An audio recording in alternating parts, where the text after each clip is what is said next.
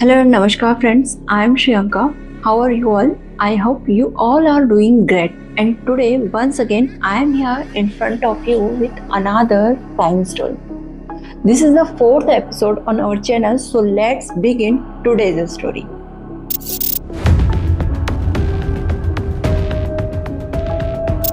दोस्तों, इस चेहरे को गौर से देखिए। क्या इसे देखकर कोई भी कह सकता है कि ये लड़की बड़ी बेरहमी से किसी की जान भी ले सकती है? कम से कम इस मासूम चेहरे से तो कहीं से कहीं तक ये लड़की कातिल नहीं दिखती।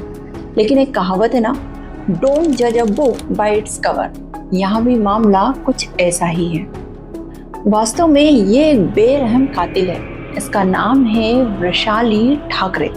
तो आखिर वैशाली की पूरी कहानी क्या है, इसके सिर पर किसकी हत्या का इल्जाम है, हत्या का कारण क्या था और पुलिस ने इस हत्याकांड का पर्दाफाश कैसे किया, चलिए जानते हैं सब कुछ डिटेल में इस वीडियो में।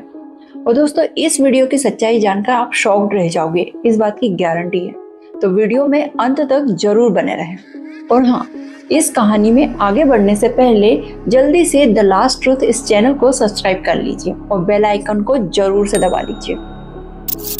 दोस्तों, इस कहानी में दो सबसे अहम किरदार हैं, वैशाली ठाकरे और जगदीश सल्लू। जगदीश सल्लू मूल रूप से जनपद जलगांव के तालुका रावेर का रहने वाला था। जगदीश के पिता अपने गांव में ही हेयर कटिंग की दुकान चलाकर गुजारा कर रहे थे। और जगदीश के अलावा इसका एक और बड़ा भाई था जो शादी के बाद गांव से निकलकर पत्नी के साथ ठाणे के कोलसेवाड़ी गांव नाम की जगह पर रह रहा था। जगदीश अपनी पढ़ाई लिखाई गांव से ही करता है। पढ़ाई पूरी करने के बाद वो भी अपने बड़े भाई के पास चला जाता है और यहाँ नौकरी की तलाश में लग जाता है। कुछ समय की मेहनत के बाद उसे एक फार्मास्यूटिकल कंपनी में जॉब मिल जाती है। जब जगदीश की नौकरी लग जाती है और उसे जॉब करते हुए कई महीने बीत जाते हैं, तो परिवार वाले जगदीश की शादी का प्लान बनाने लगते हैं, जो कि अमूमन होता ही है सभी घरों में। चूंकि जगदीश भी अब ठीक ठाक कमाई कर रहा था, इसीलिए वो भी शादी के लिए हाँ कर देता है। कुछ ही दिनों में जगदीश के लिए रिश्ते आने शुरू हो जाते हैं। कई रिश्तों में से एक रिश्ता मलाड में रहने वाली वैशाली ठाकरे के परिवार से भी आता है। 22 साल की वैशाली ठाकरे की तस्वीर पहले ही नज़र में जगदीश के परिवार वालों को भा जाती है, क्योंकि वो इतनी सुंदर होती है। फिर जगदीश को भी लड़की की फोटो दिखाई जाती है। जगदीश भी इस रिश्ते के लिए हाँ कर देता है। और दोस्तों, मैंने इंडियन कल्चर में ये चीज़ देखी है, जब कोई लड़की सुंदर हो तो वो अक्सर ही सामने वाले परिवार को पसंद आ ही जाती है एज अ बहू के रूप में। ओके, ये चलता ही है। चाहे फिर उसमें हो सकता है इक्का दुक्का क्वालिटी नहीं हो तो उसको भी इग्नोर कर देते हैं वो लोग, लेकिन लड़की सुंदर होना चाहिए तो बात निश्चित तौर पे बन ही जाती है। चलिए कहानी में आगे बढ़ते हैं। फिर जगदीश को भी लड़की की फोटो दिखाई जाती है। जगदीश भी इस रिश्ते के लिए हाँ कर देता है और फिर पारिवारिक स्तर पर रिश्ते के लिए बात आगे बढ़ाई जाती है। सब कुछ तय होने के बाद जगदीश और वैशाली के बीच एक दो मुलाकातें होती हैं और फिर दोनों इस रिश्ते के लिए हाँ कर देते हैं। और अब फाइनली कुछ समय के बाद वैशाली और जगदीश की एंगेजमेंट भी हो जाती है। जैसा कि अमूमन होता है, सगाई के बाद जगदीश और वैशाली भी आपस में फोन पर बातचीत करने लगते हैं और धीरे धीरे एक दूसरे को समझने का प्रयास करने लगते हैं। इस तरीके से लगभग 6 महीनों तक दोनों का रिश्ता ठीक ठाक चलता रहता है। अब फाइनली वो दिन भी आ जाता है जिसका वैशाली और जगदीश बेसब्री से इंतजार कर रहे थे। 29 दिसंबर 2018 वैशाली और जगदीश सल्लू 7 जन्मों के लिए एक दूसरे के हो जाते हैं। मगर क्या ये सच में 7 जन्मों का बंधन था?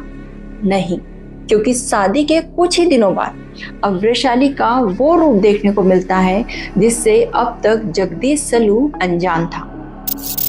शादी के बाद जगदीश अपनी पत्नी को लेकर कोलसेवाड़ी में परिवार के साथ फ्लैट में ही रहने लगता है। मगर यहाँ दोनों पति पत्नी लंबे समय तक नहीं रह पाते हैं, क्योंकि अब आए दिन दोनों के बीच छोटी मोटी बातों पर लेकर लड़ाई होने लगती है। शुरू में जगदीश के परिवार वाले बहू को समझाने की कोशिश करते हैं, मगर वो समझने की बजाय इस परिवार से अलग रहने की जिद करने लगती है। इस पर जगदीश सोचता है कि शायद परिवार से अलग रहेंगे तो पत्नी से झगड़ा नहीं होगा। इसी सोच के साथ वो उषा सदन कोऑपरेटिव सोसाइटी में दूसरा फ्लैट किराए पर लेकर अब अलग रहने लगता है। अब इस फ्लैट में जगदीश और वैशाली के अलावा कोई नहीं रह रहा था। दिन के समय जगदीश ऑफिस में जाकर काम किया करता था, जबकि वैशाली घर का कामकाज संभालती थी। अब दोस्तों देखते ही देखते 3 महीने बीत चुके थे। दोनों का रिश्ता मिला जुला कर ठीक ठाक चल रहा था, मगर अचानक से 6 मार्च को कुछ ऐसा होता है जिससे हर कोई शॉक्ड रह जाता है। दरअसल रात के लगभग 11 बजे वैशाली बेहद ही घबराई हुई आवाज में जगदीश सल्लू के मामा नंदलाल को फोन करती है। अमूमन वैशाली जगदीश के किसी रिलेटिव को कॉल नहीं किया करती थी, इसीलिए जब वैशाली का कॉल जगदीश के मामा के पास जाता है तो वो थोड़े चौंक जाते हैं। वो बेहद ही घबराई हुई आवाज में कहती है कि मैं सब्जी लाने घर से बाहर गई हुई थी। अभी जब मैं घर के अंदर आई हूँ तो देख रही हूँ कि घर का सारा सामान बिखरा पड़ा हुआ है और यहीं पर जगदीश बेहोश पड़ा है। आप जल्दी से आ जाइए। इतना सुनते ही जगदीश के मामा अपने कुछ और करीबी रिश्तेदारों और पड़ोसियों को लेकर भागते हुए जगदीश के फ्लैट पर आ जाते हैं। यहाँ देखकर सच में लग रहा था कि घर में चोरी हुई है और इसी दौरान चोरों ने जगदीश की हत्या करने का प्रयास किया। लेकिन दोस्तों कहानी में ट्विस्ट ये आता है कि वहां पर मौजूद लोग देखते हैं तो पता चलता है कि जगदीश की सांसें अभी भी थोड़ी थोड़ी धीमी धीमी चल रही थी। इसीलिए तुरंत जगदीश को लेकर ये लोग पास के अस्पताल में जाते हैं, मगर गंभीर हालत को देखते हुए जगदीश को रेफर कर दिया जाता है। अब लोग जगदीश को लेकर रुक्मणी बाई अस्पताल लेकर जाते हैं, जो कि वहाँ का बड़ा हॉस्पिटल है, पर यहाँ आते ही जगदीश को मृत घोषित कर दिया जाता है। साथ ही अस्पताल प्रशासन द्वारा इस बात की जानकारी स्थानीय पुलिस स्टेशन को भी दे दी जाती है। अब दोस्तों सूचना मिलते ही स्थानीय पुलिस स्टेशन से कुछ पुलिस वाले अस्पताल पहुंचकर जांच शुरू कर देते हैं। कागजी कार्रवाई के बाद जगदीश के शव को पोस्टमार्टम के लिए भेज दिया जाता है। आखिर उस घर में क्या कुछ हुआ कि जगदीश की जान चली गई, ये सभी के लिए एक रहस्य बना हुआ था। इस रहस्य से कोई पर्दा उठा सकता था तो वो थी वैशाली, मगर शादी के महज 3 महीने बाद पति के खोने के गम में उसका तो रो रो कर बुरा हाल था।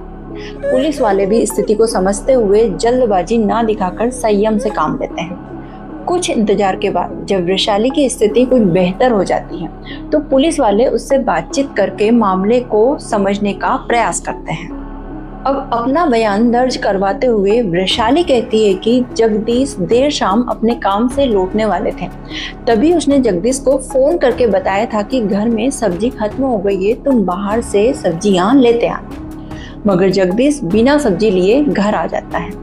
वैशाली के बयान के मुताबिक जब जगदीश ऐसे ही घर चला आता है तो वैशाली खुद ही सब्जी लेने मार्केट चली जाती है। जब वो वापस आती है तो देखती है कि घर का दरवाजा खुला हुआ है।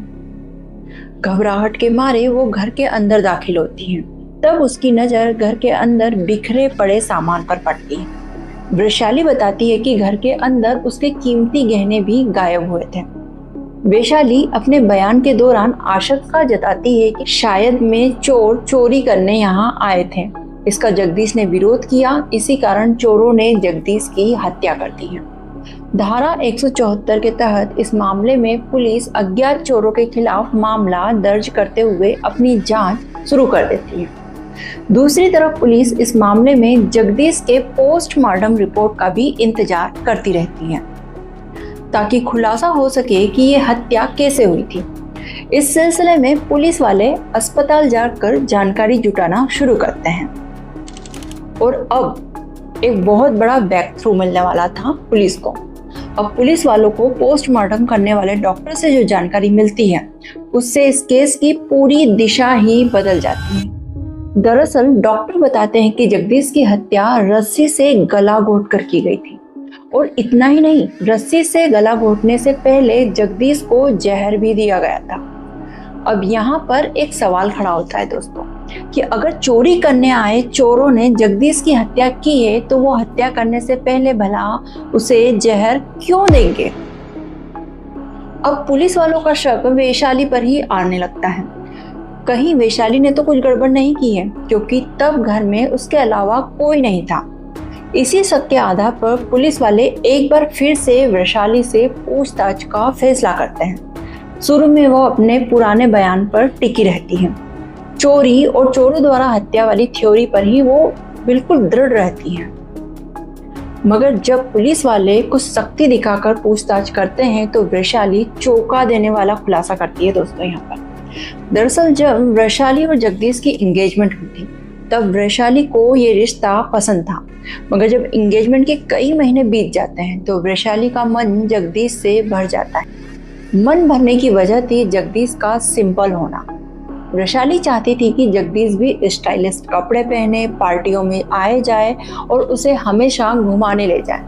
मगर जगदीश सलू सादा जीवन जीना पसंद करता था। जब वैशाली देखती है कि जगदीश का पहनावा और लाइफ स्टाइल उसकी पसंद के अकॉर्डिंग नहीं हो रहा है तो वो शादी के लगभग 20 दिन पहले जगदीश से कहती है कि वो ये शादी नहीं करना चाहती, क्योंकि वो अपना करियर बनाना चाहती है और फिर उसके बाद शादी करेगी। इस बात की जानकारी जगदीश सलू अपने परिवार वालों को देता है। फिर जगदीश के परिवार वाले वैशाली के परिवार वालों से इस बारे में बातें करते हैं। जब वैशाली से उसके माता पिता पूछते हैं तो वो कहती है कि ऐसा कुछ भी नहीं है, वो शादी के लिए रेडी है। अब दोस्तों यहाँ मुझे समझ में नहीं आ रहा है कि वो मना कर सकती थी, लेकिन वो यहाँ पर क्यों हाँ कह रही है। I don't know, I can't understand. अब एक बार फिर से दोनों परिवारों में शादी की तैयारी होने लगती है। मगर शादी से 3 दिन पहले एक बार फिर वैशाली जगदीश से कहती है कि अब भी वो उससे शादी नहीं करना चाहती है और अगर जबरदस्ती उसकी शादी हुई तो वो अपनी जान दे देगी। अब दोस्तों ये तो हद ही हो गई थी। इस पर जगदीश सलू एक बार फिर से परिवार वालों से बात करता है और वो भी इस शादी को रोकने के लिए तैयार हो जाता है।